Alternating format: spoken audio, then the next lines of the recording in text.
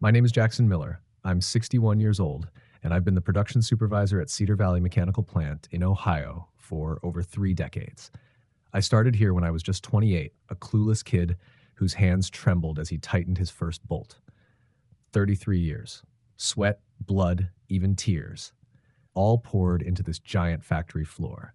And tonight, I'm standing alone in my cold old garage, a busted yellow light casting broken shadows across my face. I hear the ticking of the clock and that termination email blinking on my phone screen.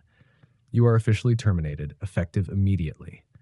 Thank you for your 33 years of service. We wish you the best. 10 lines. Sent at 11:48 p.m. I read it over and over, hoping I'd misread it, but no. I exhale sharply, leaning on the hood of my old pickup truck. Only 10 more days, 10, and I would have secured my $120,000 retirement bonus. My whole life had been tied to Cedar Valley. I used to think if I died, it would probably be on that factory floor. And now, it all vanished with one midnight email. Dylan Scott, the new CEO, just 36, fresh from Harvard Business School. Everyone called him the restructuring prodigy. He always wore a gray suit, hair slicked back, holding his coffee cup like he was starring in a play. I once believed in something called workplace ethics. I thought if you worked hard enough, you'd be valued. But looking at that email, I had to ask, did anyone actually care about the sweat of an old man like me? That question hit me like a punch to the gut. I remembered a morning weeks ago when Dylan walked through the shop floor, glancing at the older guys and smirking, "We need efficiency, not these limping old-timers." Back then, I thought he was joking. Now, I felt like the biggest fool alive. Outside, rain tapped on the garage roof. I opened the door, smelled the old oil stains on my sleeves, the smell that had followed me for 30 years. I swallowed the lump in my throat. But the question kept echoing. How would I tell my wife I'd lost my job? How would I look my son in the eye, knowing he was planning to buy a new house with help from my retirement bonus?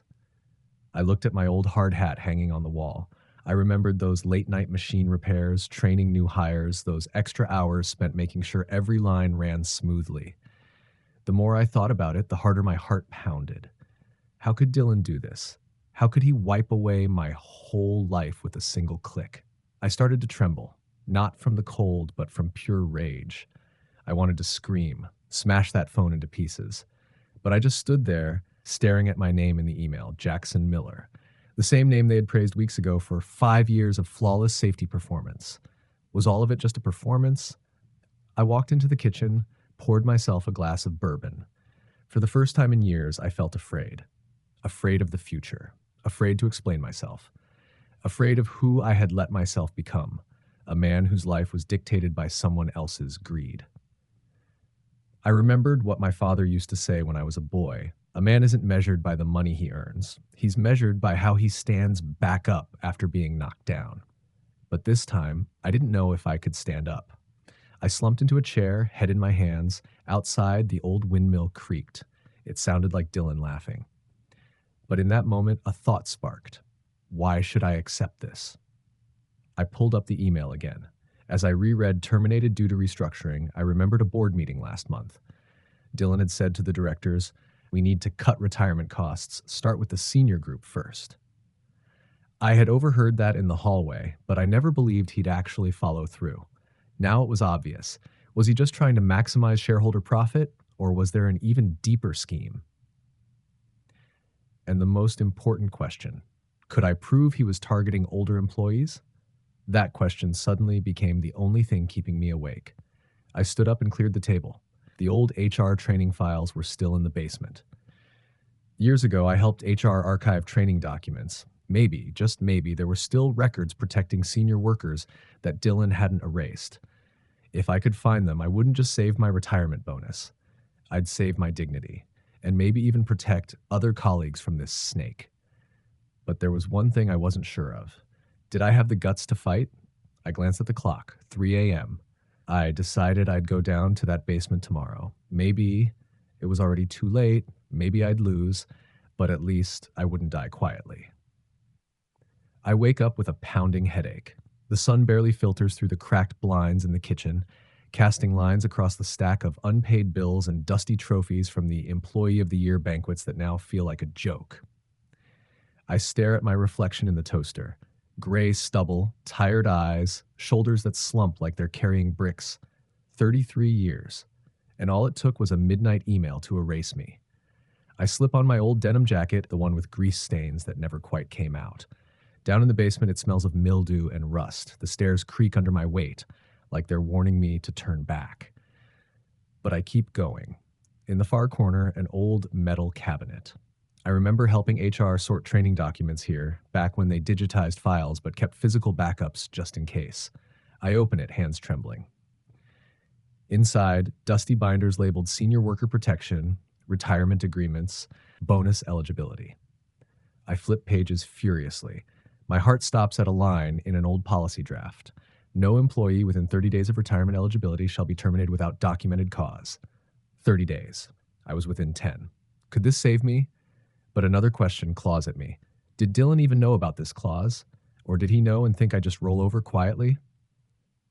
My phone buzzes. It's an old colleague, Mike Ruiz. We started together on the welding line.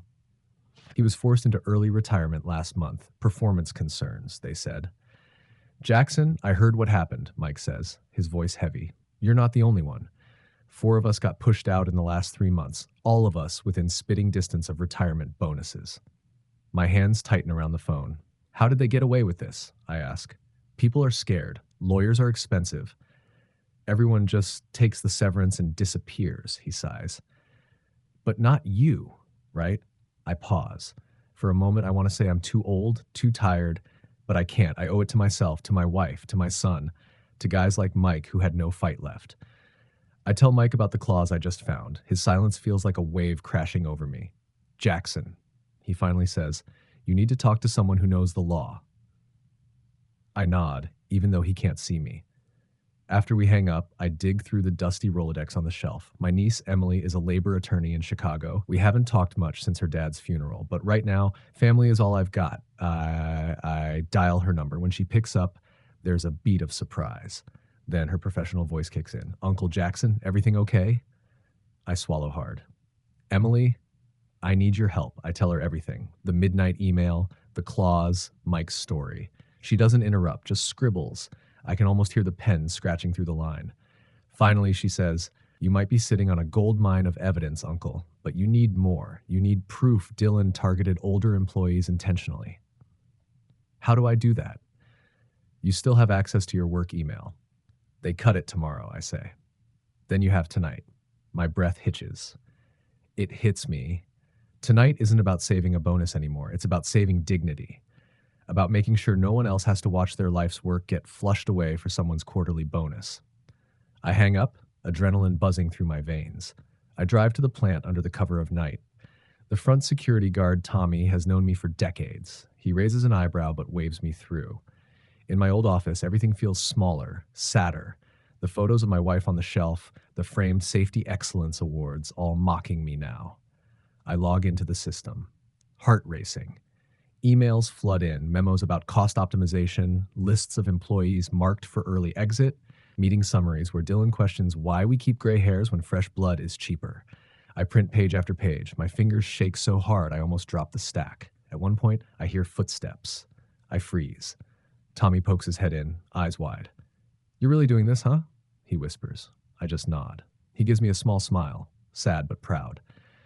When I finish, I stack the papers in a battered manila folder. My future, my fight, right there in ink. Walking back to my truck, I realize this is the first time in weeks I've felt alive. I'm no longer a discarded old man. I'm Jackson Miller. And tomorrow, Dylan Scott out exactly what that name still means. Sunrise is pale and tired, like me. I toss the manila folder onto the kitchen table next to my wife's old recipe cards and my son's baseball trophies. My hands still smell like printer ink and fear. I make a pot of coffee, black and bitter, just the way Helen used to make it. I stare at the steam curling upward, trying to think through the storm. There's a part of me that wants to shred all these papers, burn them in the backyard, and pretend none of this ever happened. But every time that thought creeps in, I see Dylan's smirk. I hear that meeting echoing in my head. Why invest in dead weight when we can hire young talent at half the cost? I grab my phone and call Emily. Her voice is calm, but sharp, like a surgeon's knife. Uncle, you need to move fast. If these documents are as damning as you say, we can build a case not just for you, but for everyone. I tell her about Mike, about Tommy, about the older guys who vanished quietly. You're not just saving your retirement, she says. You're standing up for every worker who thinks loyalty still means something. The words echo in the kitchen. I hang up and start sorting the papers. There are emails where Dylan explicitly says, let's clean house before Q4 numbers drop. Lists of names with ages scribbled next to them. Notes about retirement liabilities. Each page feels like a nail in my coffin, but also like a weapon. I call Mike again. His voice cracks when I tell him what I found. Jackson, you really gonna take this all the way? I pause. Yes, I whisper. For a moment, there's only silence on the line. Then I hear him sob, just once. We're with you, he says. I wipe my eyes, slip the folder into an old backpack, and head to my truck. As I drive, my mind races. Will they destroy me? Will Dylan bury me under legal threats? Will I lose everything? But then, I remember what Helen once said when I was considering a risky project at work. You've spent your whole life fixing other people's messes. When do you start fixing your own? I pull into a gas station, grab a pen, and start listing every coworker I know who got pushed out. George, maintenance. Pat, logistics. Linda, safety inspector. Names become faces. Faces become families. Mortgages, college tuitions, quiet goodbyes. A storm starts rolling in over the highway, gray and swollen. I take it as a sign. Today is the day to make noise. I dial George. His voice is hesitant at first, but when I mention the documents, he erupts. They forced me out right before my pension locked in. 32 years. Gone. My wife thought I was crazy for not fighting. But I didn't have proof. I ask him to meet me. Same with Pat and Linda. By late afternoon, we gather in George's garage. Rain pelts the roof. The smell of motor oil and old barbecue sauce hangs in the air. I spread the documents on a folding table. Everyone leans in, eyes wide. Linda curses under her breath. Pat paces like a caged animal. George just stares, shaking his head. I look at them. These people I'd trusted, sweated beside, yelled at in morning briefings. They aren't just colleagues, they're family. We either stay quiet and let Dylan keep gutting us, I say, voice low, or we fight. George slams his fist on the table. I'm in. Pat nods, jaw clenched. Linda wipes her eyes. Screw them, let's do it. I can't help but smile, even as my stomach turns. Emily calls again. Uncle, I'm filing preliminary paperwork tomorrow morning, but we'll need statements, emails, anything you can gather. This could become a class action. I look at my team. Gray hair, lined faces, calloused hands. We nod. That night, I return home soaked to the bone. I lay out Helen's old quilt on the couch and spread the papers again, one by one, double-checking every detail. At 3 a.m., I finally set down the last page. My body screams for sleep, but my mind hums like a live wire. I think of Dylan, probably asleep in his glass condo, dreaming about stock prices and bonuses. Tomorrow he'll wake up to a war he never saw coming. And for the first time in weeks, I feel something powerful. Morning hits like a hammer. I barely sleep 2 hours before the phone starts vibrating nonstop. George, Pat, Linda, Mike. They all call, voices trembling but determined. They're in. I pull on my boots, grab the backpack with the documents, and walk to my truck. The clouds hang heavy over Ohio, thick and low like a blanket of steel. As I drive towards Cedar Valley's headquarters, my fingers drum the steering wheel. My heart punches my ribs, each beat screaming, "Are you ready for this?" At the entrance, a young receptionist looks up, startled. She sees the old guard arrive. Me, George, Pat, Linda, even Mike limping behind us. We don't belong in this sleek lobby with glass walls and bright digital signage boasting innovation, efficiency, integrity. Irony stabs me right in the gut. Emily meets us there. Her black suit fits like armor, her eyes sharp enough to cut glass. Ready? She asks. I nod. She leads us into the boardroom lined, a cavernous space with a 12-foot polished table and portraits of past CEOs lining the walls. Dylan sits at the far end, flanked by two attorneys in $1,000 suits. His hair is perfect, smile rehearsed. He rises, extending a hand. Jackson, I didn't expect. I cut him off. You didn't expect me to fight back. His hand freezes midair. His eyes twitch just for a second. Emily spreads the documents on the table like a dealer in a high-stakes poker game. Dylan's lawyers lean in, their faces tightening as they scan each page. I glance around. The room holds its breath. George grips the back of a chair so hard his knuckles turn white. Pat shifts from foot to foot, jaw grinding. Linda stands stone still, eyes locked on Dylan. Finally, Emily speaks. These documents show a systematic effort to remove senior employees within weeks of their retirement benefits vesting, including explicit mentions of age, cost reduction, and liability management. She points to an email header, Q3 Senior Headcount Reduction Plan. Dylan swallows hard. The lead attorney starts to say something, but Emily holds up a hand. This is a violation of federal age discrimination laws, as well as a breach of individual contracts. We are prepared to file a class action lawsuit and notify federal regulators today. I stare straight at Dylan. You thought I'd roll over. You thought we'd all disappear quietly, but we're still here. We built this place with our hands, and you wanted to erase us to pad your damn bonuses. A bead of sweat slides down on his forehead. Mike takes a step forward. His voice cracks, but it's loud enough to echo off the boardroom walls. You stole my pension so you could buy a new summer home. You took food from my grandchildren's table. Silence floods the room. Linda steps closer, holding up a photo. A faded shot of her and her husband at the company holiday party 15 years ago. You promised us family, she whispers. You sold us. Betrayal. Dylan looks at the lawyers, then at us. His lips move, but no words come out. Emily drops the final page on the pile, a printout of the Senior Worker Protection Clause, the same one I found in my basement. Checkmate. The attorneys shuffle papers, whisper frantically. One of them finally turns to Dylan, eyes wide with fear. This is unwinnable, he hisses. Dylan sinks into his chair like a deflated balloon. Emily's voice slices the air. We're giving you one chance. Settle, reinstate full retirement benefits with compensation, and resign. Or we go public and take this all the way to federal court. Dylan opens his mouth again. No sound. Then he lowers his head. Defeated. Outside, through the glass walls, I see the factory yard. Workers huddled in small groups, whispering. Word travels fast. Emily stands tall, turns to us. We'll finalize terms today. But this is your victory. I feel my knees wobble, but George's hand claps my back, steadying me. Pat exhales, a sharp, shaky breath. Linda wipes tears from her cheeks, nodding to herself. As we leave, I glance back one last time. Dylan stares into his lap, alone. I step into the hallway. My heart pounds so loudly I feel it in my throat. Tommy stands by the doorway, eyes wide, mouth open. You did it, he breathes. I nod. But inside, a question still coils around my ribs. Was this worth it? Did I lose more than I gained? I know I'll find the answer in the days ahead. But for now, all I feel is the lifting off my shoulders. I walk out into the gray morning, into the drizzle, feeling the first taste of freedom in years. We gather at George's house that evening. His garage smells like old engine oil and sawdust, the kind of place where secrets are safe. The rain pounds on the tin roof, drowning out any outside noise.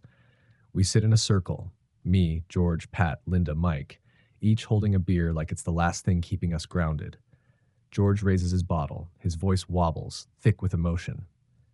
To the old guard, he says. To the hands that built this place when no one else would. We clink bottles. The sound echoes like a war drum. Pat stares into the concrete floor. Jackson, I didn't think you had it in you, he says, half smiling. I shrug. Neither did I. Linda laughs through her tears. You gave us a spine when we thought we had none left, she says.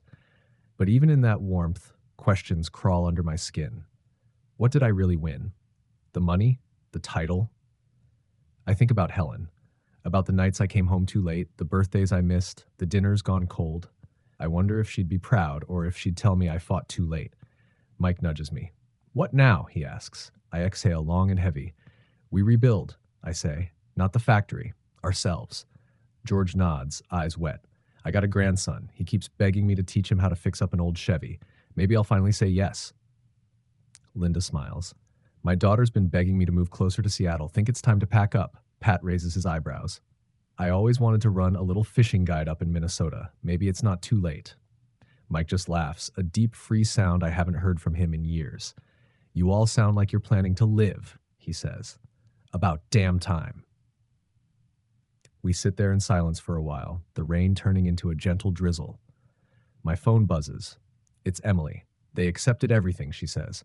Full retirement benefits, back pay, and personal compensation for each of you. Dylan resigned effective immediately. The board wants to meet with you tomorrow to apologize publicly. I hang up.